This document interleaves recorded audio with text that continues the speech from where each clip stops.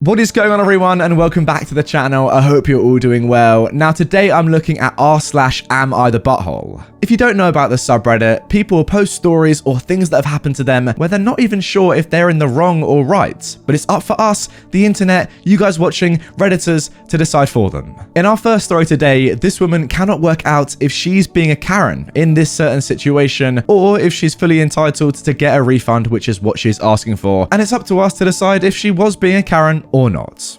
Am I the butthole for requesting a refund? Settle the debate. My boyfriend thinks I'm a mini Karen. We've been doing our house up for a year. It was a massive project that we knew we wanted to do and want to continue buying houses and then doing them up and selling them. We were waiting on a delivery for gravel as we've just redone the driveway. We booked and paid for a specific day for the delivery to come. My boyfriend took the day off that specific date as it was several tons of gravel to shift. I had to phone up on the day of the delivery to find out where it was, only to be told it wasn't going to be there that day. The delivery was happening the following day, but it only half turned up, so I had to phone up again to find out where the rest was. It was delivered on the third day. So here we are, annoyed that my boyfriend has had to take 2 extra days off work and to find out we haven't enough, so we need to order more. It's a very specific gravel that you can only get a certain mix of at this one company. I sent an email to the company with my complaints, only for them to brush over it, and their customer service was absolutely appalling. I ordered the next lot begrudgingly. We book and pay for a specific delivery date. The date comes and goes. The delivery is a week late, but we haven't been told this. The late delivery dates are found out by me contacting them, not them letting us know.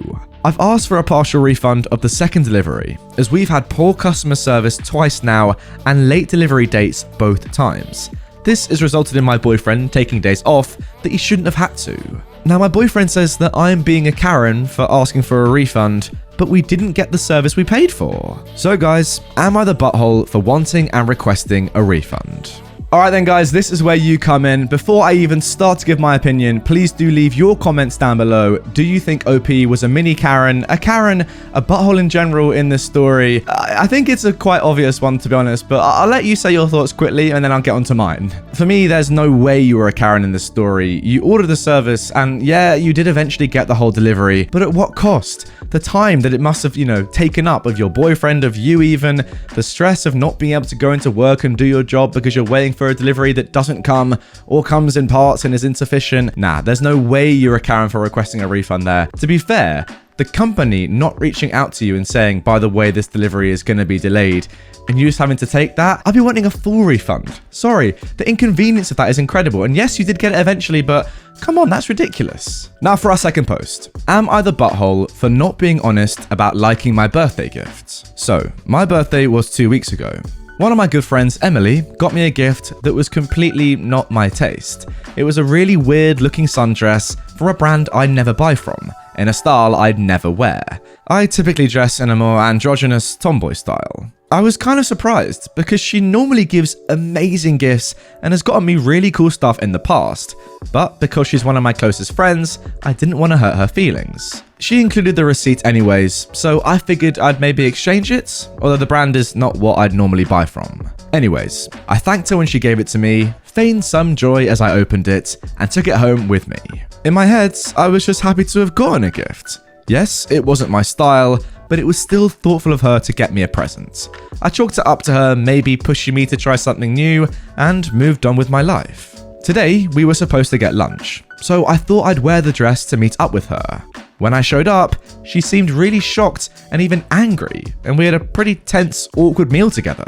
Later, I got a long, angry text from her talking about how disappointed she was. Apparently, the whole thing was a prank. She purposefully got me a dress that I'd never buy myself, that she knew I wouldn't be caught dead in, to see if I'd be a good friend and tell me the truth. She'd seen some dumb video on social media about giving people bad gifts on purpose to see if they're honest or not.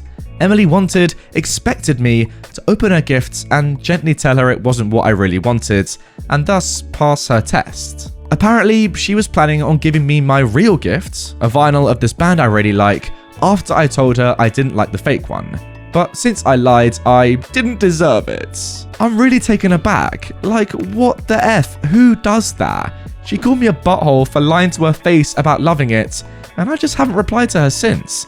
I genuinely don't know what to say. The situation is just out of pocket. This is really unusual behavior for her, or for anyone I'm friends with, and I really don't know what to think. So, am I the butthole? Is this normal? All I'll say on this one, obviously apart from the fact that doing this sort of prank is just weird as anything, and not to believe those sort of videos you see online that do these silly things. If you are really close friends with somebody, best friends, you don't need to do some silly tests like this to test out if they really care about you or not. If you're good mates with somebody, it's pretty obvious that there's no need to do this sort of stupid thing. I mean, seriously, put yourself in the situation with one of your close friends. If they got you something and they said, look, this might not be what you normally like, but have a go, please try this on, see if you like it, I thought I'd try something different. Are you gonna say to them, you know what, no, I hate you, this is terrible? No one in their right mind would do that. Doesn't matter if you're best mates with them or not. You don't wanna hurt someone's feelings unnecessarily. I just don't understand the logic here. No, of course you're not the butthole OP. Your friend though, definitely is. And now moving on to our third post. Am I the butthole for inviting my sister to live with me across the country after my parents tried to charge her rent at 18 years old? My sister is 18 and she's finishing her senior year of high school. She's finishing remotely. My parents decided to start charging her $550 rent plus utilities on her 18th birthday. Around this time, I went from working at home to returning to the office. I offered my sister my spare room that I'd been using as an office to live in for free, but she was too proud to accept it for free, so I said, alright, $200 a month, since I thought it was ridiculous that our parents were trying to get so much cash off a high school kid. I'm not telling her this, since I want to give it as a gift, but I'm going to put the money she gives me in savings for paying for her trade school classes after high school. Anyway, my parents got really mad. They said that I'm moving their high school daughter cross-country from New York to Colorado before she's even finished high school. That if she lives in Colorado with me, she's not going to be responsible enough to actually go to a trade school like she was telling the family she was planning after high school, and that I was ruining her future. They also worried that the school will have issues with them as parents if their kid is living in a different state and not in the school district during the last bit of senior year. I told them that if they wanted to treat her like she's all grown and charge her rent and utilities, then why are they getting mad when she does something like an adult? And she says she can handle things with the school, so let her do that as an adult. My parents are really mad at me and say I'm ruining her life. Am I the butthole for letting my sister move in with me even though she's still in high school? Sorry, so your parents are angry at you for letting your sister stay with you for free and ruining her life, yet they're the ones that are trying to charge her $550, what's that, $6,000 a year, roughly, to stay at their own home. Who's the one ruining their life there? Incredible scenes. I have to say, would you rather live somewhere for free or for even $200 a month or $6,000 a month? It's a pretty, conclusive answer there. Imagine your own parents charging you at 18 to live at home, $6K a year. That is mental. And they're the ones accusing you of ruining someone's life? Crazy. And now moving on to our final post of today's episode. Am I the butthole for not talking to my cousin and not going to her wedding over a prank and potentially ruining her relationship? Okay, so this is much different than it sounds. My cousin, Millie, who's 30 years old, is an ER nurse. Her birthday was a few days ago, and we planned a birthday prank, which was leaving a fake snake on her cake. It was all fun and games, because we do this every year to every family member. Well, apparently this year, Millie didn't want it, so she was pretty annoyed at the fact we did it. Now, a few days ago while I was in school, I got a call from Millie during lunch. I thought it would be her saying she's picking me up. Well, no, it wasn't. Millie proceeded to tell me that my mother had passed away in a car accident. My heart dropped and I felt like puking. My mother and I don't have the best relationship, but I still love her. Millie began to tell me the details of the death and what exactly happened, to the point I hung up on her and called my mother. My mum, who was supposedly at work as a nurse, didn't pick up, and I landed up running to the bathroom. I called my dad, bawling my eyes out and telling him what happened. He didn't understand what I was talking about though, because he just talked to my mum right before I called. He made me explain everything, and understandably, he was fuming. He picked me up from school and called my mum in the car, just to prove that she was alive and okay. That night, my aunt, not Millie's mum by the way, called a meeting at her house, and we all talked it out. They all were pretty much disgusted with Millie as she tried to justify her choices, but she did land up apologizing. But I got up and stated that I didn't want to talk to her ever again. Now, Millie is engaged. Her wedding is coming up soon, and I was supposed to be a flower girl. I'm 15, but they wanted me a part of it. So now I've pulled out of the wedding, which is what Millie is worried about. She doesn't want people to question where I am, and started to yell at me for being petty. My dad took me home, and I blocked Millie on everything. Her fiance, who I'm close to because he and Millie took care of me when I was younger, ended up messaging me, asking me to come. I told him no, what his fiance did was disgusting. He said that while what Millie did was wrong for doing it at school, it was just a prank. I blew up at him. She told me my mother was dead. Freaking dead, I ended up yelling. He sounded generally confused and asked me what the heck I was talking about.